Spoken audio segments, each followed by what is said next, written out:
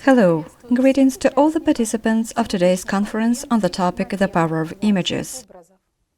The inclination of people's consciousness to create a virtual reality in fantasy and imagination is mercilessly exploited by the video game and movie industries, social media, marketing specialists in advertising, and by all kinds of mass media.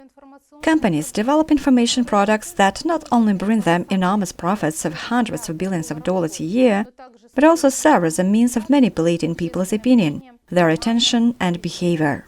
This is a business that is interested in expanding its market and increasing profit, and therefore in increasing the number of constant consumers of their products.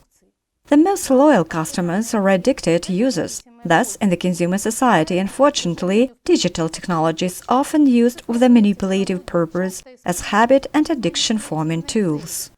As a result, a new category of mental disorders has appeared over the past 2 decades: virtual or information behavioral addictions. They include addiction to internet video games and gambling, social media, soap operas, porn content, impulse purchases on the internet, under the influence of advertising images, etc. To put it simply, we can group them under the term game addiction. The main peculiarity of information addiction is that, as a result of exposure to information, images without a drop of toxic substance, the heaviest psychological addiction is formed, which can destroy spiritual and intellectual potential of a person, destroy all his relationships and lead to personal degradation. And this addiction is not inferior in its malignancy, neither in its speed of development nor in its consequences, to alcohol and drug addictions, and in many aspects even surpasses them. There appears a pathological craving, thirst for the game, socializing in the social media, watching soap operas based on obsessive thoughts about the game in the form of bright three-dimensional pictures, images. For example, as for a game, a person imagines that he or she is playing or recalls it, or fantasizes about how he or she is continuing to play. At first, these thoughts are single and appear in the form of proposals, but if they are not traced and a person starts thinking in the proposed direction, then the player may surprisingly find himself already playing or hanging in the social media for more than the first hour of watching the nth episode of the series. Actually, people certainly have no need for games or any other form of virtual activity. The game, like everything else, is offered as a way of fulfilling other selfish desires, mainly in confirmation of one's own significance, alpha significance, to be the dominant among one's own kind. A person gets involved in the virtual world for a short-term illusion of freedom from problems, competence, omnipotence, superiority, recognition, receiving attention and respect, the opportunity of quick and easy achievements, rewards, victories with minimum effort and responsibility. An unconscious imitation mechanism is involved for this. The player puts himself in the place of a movie character, a commercial, a game character, or a fictitious image on the web, up to the complete fusion with it. In the game, I'm cool, even very cool. I'm good at everything. I'm not afraid of anything, because everything can be replayed. I'm praised and respected. But in life, I have only problems, and all the time I'm wrong, all the time I'm scolded and taught. Everything is forbidden all the time. I'm really good at anything. This is how a 9-year-old gamer answered the question about what attracts him in games. The next series of experiments shows that what we put our attention into is what we indeed become, in the literal physical meaning of this word. The state of consciousness of a player changes while playing the game. First, he gets lost in time, then he moves into the space of the game, and eventually he loses himself in an esoteric self-identity. In the scientific literature, this is called game trance, dark flow, hypnosis, intoxication. This can be accompanied by the phenomenon of being out of body. At this moment, a person becomes fully suggestible and open to influence from the outside. His perception and self-perception can be completely substituted. Numerous studies on neuroimaging of the brain with MRI confirm the fact that the player perceives the virtual world as reality and himself, to a great extent, as a game character, an avatar, even when he's only thinking about the game. In examinations, we see this as a change in patterns of activity and morphology in the sensory cortex. These are the parts of the cerebral cortex connected with perception of the world around us, and an increased activity in the brain areas related to self-identification, when a person is playing or only imagining playing or recalling playing in comparison with activity in the same areas when a person was talking about himself and his life out of play. During functional MRI, addicted social media users showed a greater surge in activity in the emotional areas of the brain, when they were talking about or acting on behalf of their online self, than when they were talking about themselves in normal life. This suggests that they are more attached to their virtual self and social reactions to it, likes, dislikes, and comments. The results of neurobiological studies are striking. They indicate the involvement of some outside force or entity in the maintenance of addiction.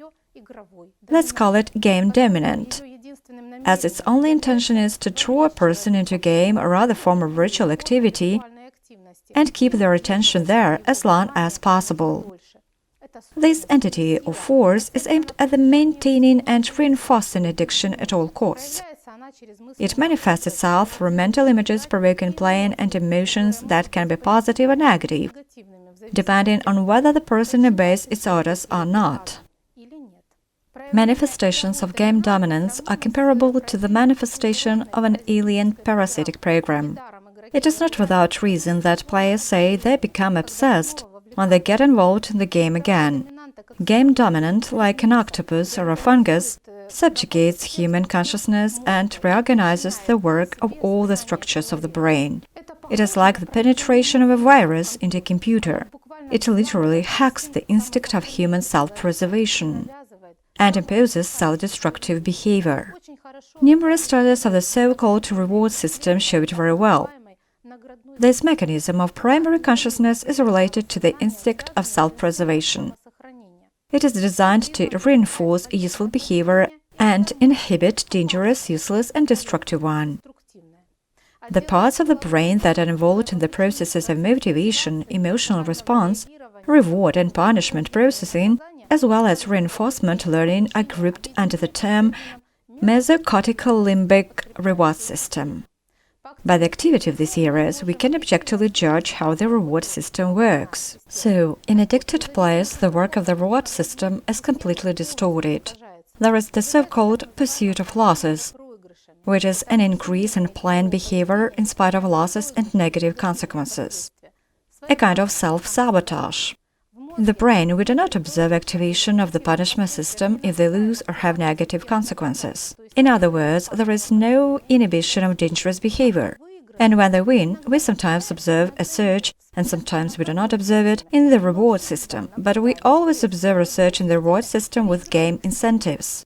For example, when a person is shown pictures or videos of a game, or he can play it himself, or he only imagines playing it, the only meaningful reward becomes the very opportunity of participation and continuing the game, and the only condition for a temporary, but at least some relief from an internal emotional negative state.